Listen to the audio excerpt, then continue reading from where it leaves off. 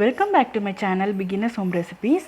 இன்றைக்கி நம்ம சேனலில் 2 to 3 years ஓல்ட் கிட்ஸுக்கு லேர்னிங் அண்ட் ரைட்டிங் ஆக்டிவிட்டீஸ் என்னெல்லாம் சொல்லிக் கொடுக்கலாம் அப்படின்னு பார்க்கலாம். குழந்தைங்க 2 வயசுலேருந்தே கற்றுக் கொடுக்க ஸ்டார்ட் பண்ணிடலாம்.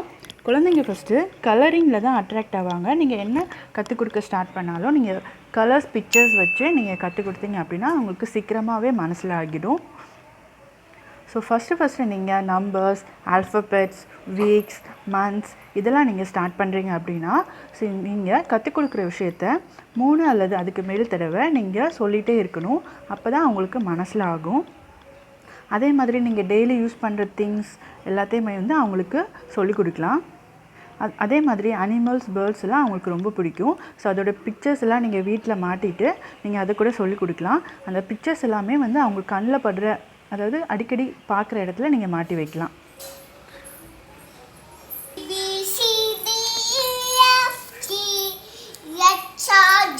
ஸோ குழந்தைங்களுக்கு இப்போ கற்றுக் கொடுக்குறீங்க அப்படின்னா அவங்களோட கம்ஃபர்ட் ஜோன் எதுவோ ஸோ அதில் நீங்கள் கற்றுக் கொடுக்க ஆரம்பிக்கலாம். ஸோ அப்போ தான் அவங்க ஜாலியாகவும் ரொம்ப ஈஸியாகவும் கற்றுக்குவாங்க. நம்ம அவங்கள ஃபோர்ஸ் பண்ணி கற்றுக் கொடுக்கக்கூடாது. B for ball. C for cat. D for. So எந்த விஷயமா இருந்தாலும் ஒன்றுக்கு மேற்பட்ட தடவை நீங்கள் சொல்லி கொடுத்துட்டே இருந்தீங்கன்னா கண்டிப்பாக அவங்களுக்கு சீக்கிரமாக கற்றுக்குவாங்க. ஸோ நிறைய ரைம்ஸ்லாம் சொல்லிக் கொடுக்கலாம். ஏன்னா குழந்தைங்களுக்கு ஸோ நம்ம ஓரலாக சொல்லிக் கொடுக்குறத விட நம்ம பாட்டு பாடி சொல்லிக் கொடுத்தோம் அப்படின்னா அவங்களுக்கு சீக்கிரமாக மனசில் ஆயிரும். ஸோ சின்ன வயசுலேயே நம்ம கற்றுக் கொடுக்க ஆரம்பித்தோன்னா அவங்களோட மெமரி பவர் இன்க்ரீஸ் ஆகும். ஸோ நம்ம இப்போ ரைட்டிங் ப்ராக்டிஸ் பற்றி பார்க்கலாம்.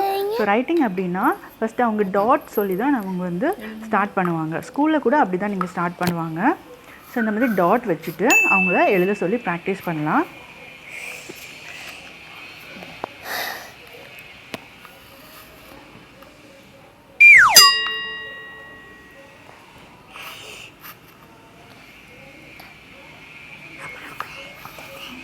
ஸோ ஃபஸ்ட்டு கர்வ் லெட்டர், அதாவது பிசி அதை விட இந்த மாதிரி ஏஎன் அந்த மாதிரி லைன் லெட்டர்ஸை ஃபஸ்ட்டு ஸ்டார்ட் பண்ணுங்கள். ஓகே. ஸோ இந்த மாதிரி லெட்டர் ஸ்டார்ட் பண்ணுறதுக்கு முன்னாடி இந்த மாதிரி லைன் ப்ராக்டிஸ் கொடுக்கலாம். அதாவது vertical lines, horizontal lines, curves, so அந்த மாதிரி தனித்தனியாக நீங்கள் ப்ராக்டிஸ் பண்ண கொடுக்கலாம் வீட்டிலையே. ஸோ இந்த லாக்டவுனில் நம்ம சின்ன குழந்தைங்களாம் ஸ்கூலுக்கு அனுப்ப முடியாத சூழ்நிலை இருக்கிறோம். ஸோ நம்ம வீட்டிலையே பார்த்திங்கன்னா இந்த மாதிரி ப்ராக்டிஸ் பண்ணி கொடுக்கலாம். ஸோ அவங்க மெமரி பவர் இன்க்ரீஸ் ஆகும்.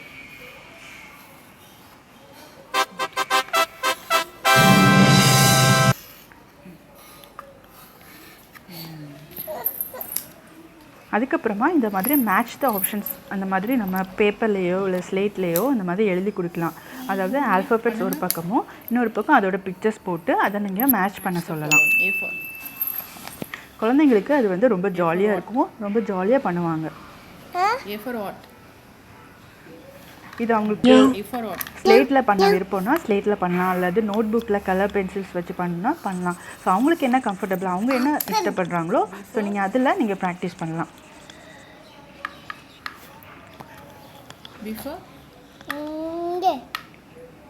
ஒரு மட்டும் இங்க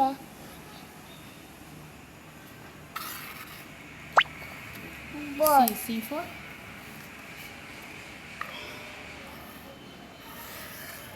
what? C for what?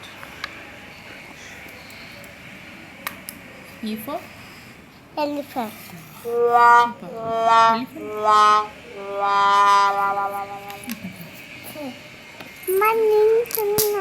So அதுக்கப்புறம் இந்த மாதிரி alphabets small letters, capital letters போட்டு அதை நீங்கள் அரேஞ்ச் பண்ண சொல்லலாம். ஸோ அது கூட உங்களுக்கு சீக்கிரமாக இந்த மாதிரி மெமரைஸ் பண்ணுறதுக்கு ஈஸியாக இருக்கும்.